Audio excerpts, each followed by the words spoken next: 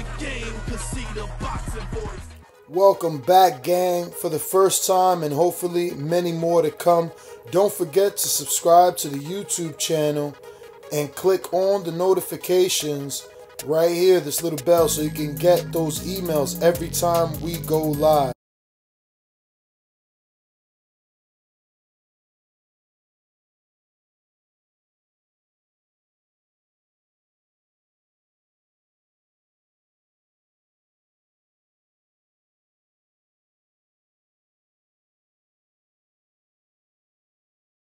And our next guest up is on the line, the young Devin Haney, the dream. Devin, let me tell you, we weren't purposely keeping you on hold. Mario told me you were calling from a 702, not a 323. But how are you, my friend? Happy New Year. And thank you. Like I told James the Beast Wilson, thank you for taking out the time during your training camp. I know fight is a couple of days away. And, you know, this is a busy time, big fight, and we just appreciate your time. Oh, you know, thank you for having me here. You know, I appreciate you guys. First question for you, Mr. Haney. What is it like having Kevin Gates walk you out to the ring in your last fight? That was pretty big. Oh, you know, it was good, you know, having Kevin walk me out. You know, me and him, we've been cool for a minute, you know, so it was cool having him walk me out. You know, I got a lot of, you know, good feedback from it. Hey Devin, this is Ron. You know, the 135 division is getting really exciting. You're getting a lot of good fights emerging in there, and I'm noticing you're cracking that top 10 in these sanctioning bodies. Can we get a timeline on when you might want to be wanting to get that title opportunity? Yeah, and my next fight, I'm fighting for the WBC international title. You know, I'm already ranked in the top 10 of the WBC, so I think I'm like number 8 or so in the WBC. So, you know, hopefully that'll get me in the top 5. And, you know, any fight now, you know, I should be fighting for, after this one, any fight after that, I should be fighting for a title eliminator or, you know, a world title. Devin, just want to ask if you can explain to us the definition of a prospect and a contender. We all seen your viral clip letting the world know that you are definitely not a prospect and don't want to be put on anyone's top prospect list. But let us know, educate us. How do we know the difference between prospects and contenders? Not yourself. We just need information.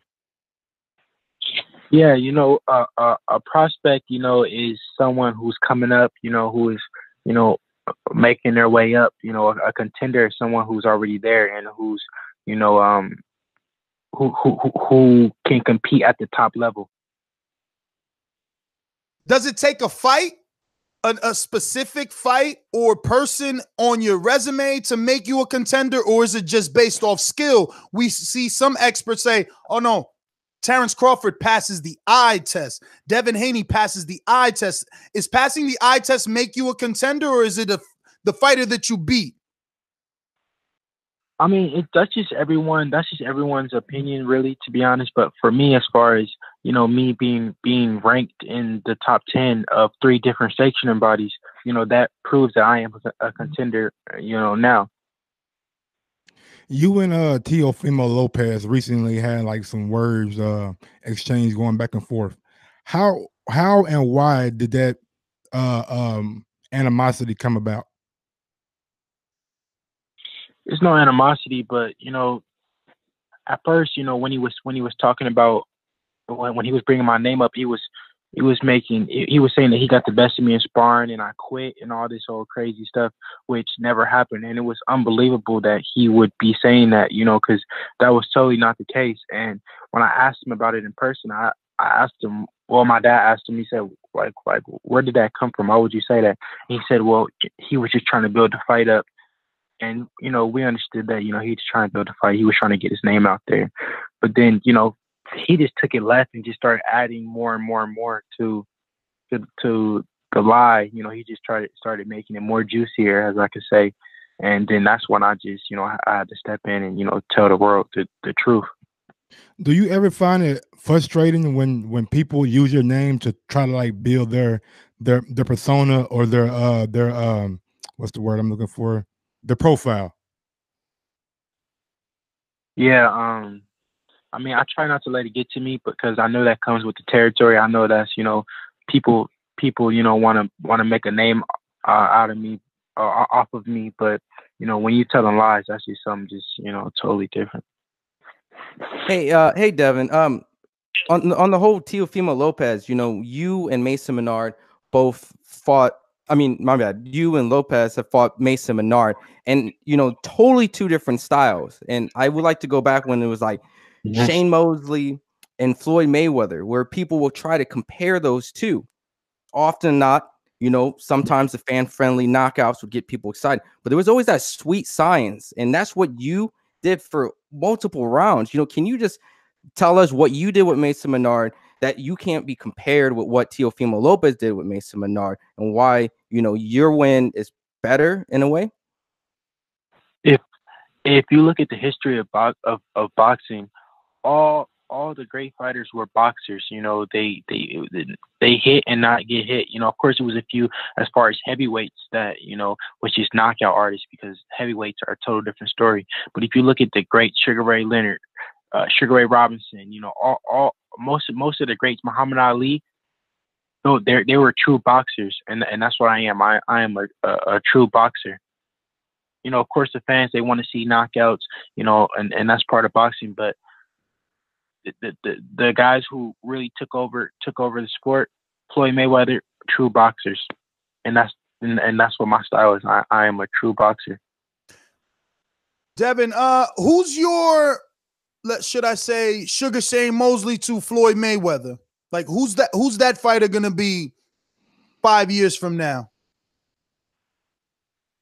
I don't know. Yeah, that's a hard question. I don't know. It's a lot of good guys coming up. Only time will tell. I can't call it now. Let me word it this way: do you see foreseeable collisions with guys like Shakur, Teofimo Lopez, Farmer? Yeah. Oh yeah. Yeah, okay. like I said, it's a lot of good guys, right now, and it's just really who keeps on winning. I can't say, it's too hard to tell, because like I said, it's a lot of good guys right now. I heard you mention Charlie Burley being one of your favorite fighters. Come on, hold on, Mike. Hold on. Let's get some sauce out this young man, because everybody. Yeah. Back to what you were saying. You said what about Charlie?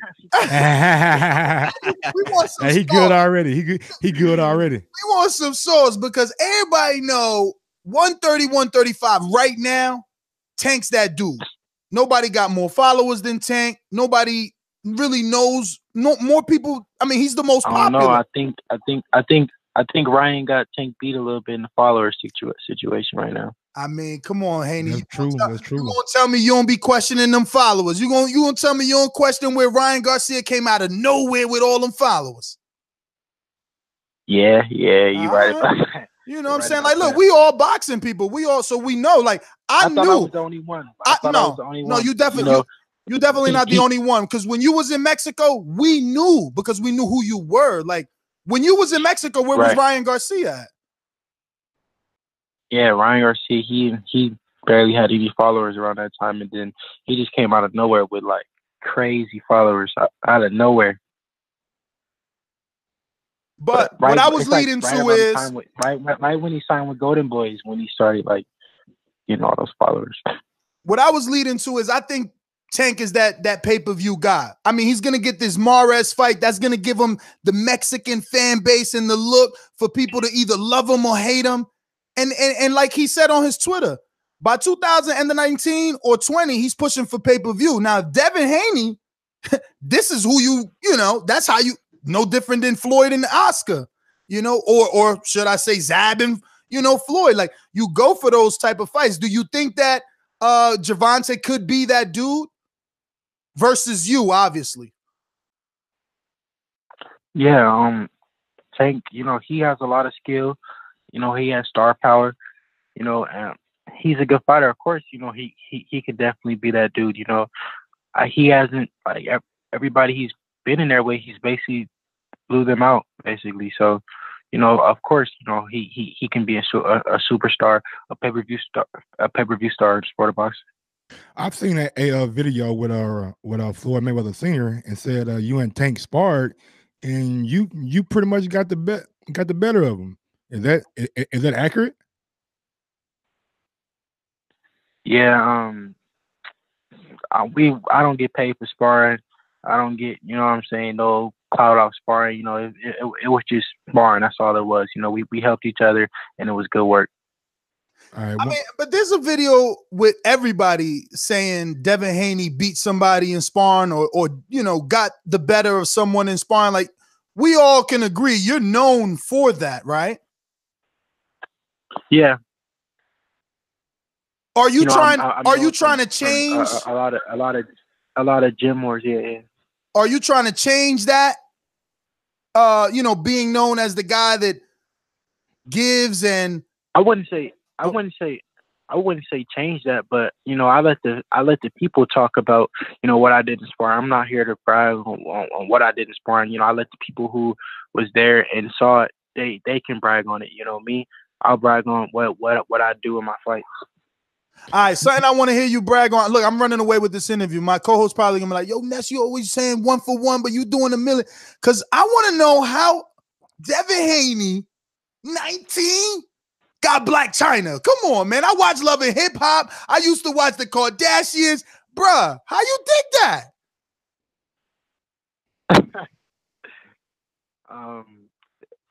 I guess she likes fighters, man. Man. She's, we was cool. I'm saying we just friends, man. We've been cool for a while, and the media took it and they ran with it, and it was cool. It was cool while it lasted, but we were just friends. All right, real quick question for you. I know Showtime has been doing a lot for you, putting you on headliners, but has there been any other interest from, like, let's say a ESPN or the Zone? And if so, have you considered it? Eddie Hearn reached out to me, and he wanted to do something, but right now, Showtime, they've been showing me a lot of love, and this is where this is my home right now. Showtime. Are you contractually signed to Showtime? No, as of right now, I don't have a contract. I mean, we have a verbal agreement, but after this fight, we got some big things ahead. Now, you being so young, you're also your own promoter as well, right? You have your own promotional at this very young age. Mm-hmm. With that being said, can you walk us through? Are you signing fighters? Like, what's your role in this whole process of being fighter and promoter? Yeah, I have one fighter that's signing me right now. His name is Darren Cunningham. He's 7-0. He'll be on my undercard. He was on my last one, and he'll be on this one as well. And pretty much just doing the whole everything a promoter does. Negotiates with the venue, the television, all that. So, Devin, talk a little bit before we let you go. We don't want to take too much of your time, but can you just give us a little bit on your independence, a little information on that? Like, because from what I know, you're not with any Al's or any Cameron Duncans or anything like that. It's just Devin and his dad, right? Yeah. It's just been me and my dad. But I mean, of course, I have a great team. That's with me, but as far as manager or promoter and everything, I'm my own promoter, and my dad is my manager / trainer, so it's just been pretty much us. We've done this whole thing pretty much ourselves. Take me through the day in the life of Devin Haney real quick. I'm waking up, I go down to my garage, and I see all these exclusive toys that I have. How do you make the decision on which car you drive on each particular day? Because you got a lot of them, bro. You got a nice collection. Shit, just pretty much what I feel, you know. But you know what? When I'm in training camp, you know, I like to ride in like Range Rover or Escalade, like just something comfortable. You know, I don't really like to be like in like no fast cars or anything like that. You know, I like to just be able to throw my bag in the car and kick my feet up or something like that. You know, have my friend drive or something like that. You know, so a car I could just relax in. Have you ever tried to hit the dash on that BMW? I mean, yeah, I like a while back, you know, I was into like just driving fast, and then I got a few tickets, and I was like, yeah, I need to slow down. Last one. What was your biggest ticket, man? Going how fast and a what? Oh shit, I was going 140 miles an hour in a 65, and I got pulled over, and yeah, that wasn't good. It was a big ticket, but my lawyer took care of it. Devin, what's your father's background? Finances? Did he go to college for business? Because you guys are doing a very good job. No, my dad is in the music industry. Okay. Yeah, my dad managed like Too Short, a whole bunch of like Bay Area rappers. Okay. Oh wow, Too Short. Damn, that's big. Because I never like did. E40, Too Short. Okay. Like a whole bunch of Bay Area rappers. That's why like E40 came out with me when I fought Mason Menard. You know, so my dad has a lot of like connects like to the Bay Area. Who are you currently listening to? Who do I currently listen to like today? Yes, sir. I like Lil Baby. Who else? Ghana, Future. Shit, the hot people right now. You ain't never been driving none of them fancy cars listening to Chameleon there, though, right? Who? I just wanted to make you. I wanted you to make my co-host feel bad for always bumping Chameleon there. That's the riding dirty guy. Oh yeah, try to catch me riding dirty. Yeah, I know who that is. Yeah, that's who you be listening to. That's what he be listening to. Mike, don't try to hide now. He's hiding right now. I'll bring up this guy one time, and they will not let me live it down, boy. I swear to God. But look here, I don't care what nobody say. Chameleon is a legend down south, baby. Respect to him. Yeah, he is a legend. Yeah. Devin, man, we don't want to take too much more of your time, man. Thank you so much for coming on. Let me refresh here, dude. Did we get any Patreon questions? I think we did. Shout out to the Dream, man. Yeah, thank you for your time, homie. We do appreciate it, but I think we got like maybe 4 or 5 more questions for you coming off our Patreon. They come from our most loyal supporters. You know what I'm saying? So if you got time, can we ask you? Yeah. Come on with it. All right. I actually got one. The first one's from Christopher Riley. You have been looking extremely impressive in your last few fights. Do you feel you are ready to challenge for a title soon? Also, would you be interested in fighting Javier Fortuna or Robert Easter Jr.? Oh, tell him I said thank you. I appreciate it. Like I said, I've been saying that, I'm a contender, which means that, I'm ready to fight those top guys. I've called out Robert Easter, a while back. He just kind of like blew me off like I wasn't, meant to be in there with him. And Javier Fortuna, we was trying to negotiate a fight with him, but it just didn't fall through, but eventually, I will be fighting the top guys. Rod in the 870 says, I know you have a plan observing the way you have perfectly managed your career. How many more fights? Oh, man, you answered that already, too, as far as stepping up and championship fights. Christian, this one kind of answered, but let's see what you come up with. Christian the Magician says, is Teofimo a threat to you And how will your style match up if you guys fight? A threat? No, I don't think he's no threat to me. It'll be a good fight.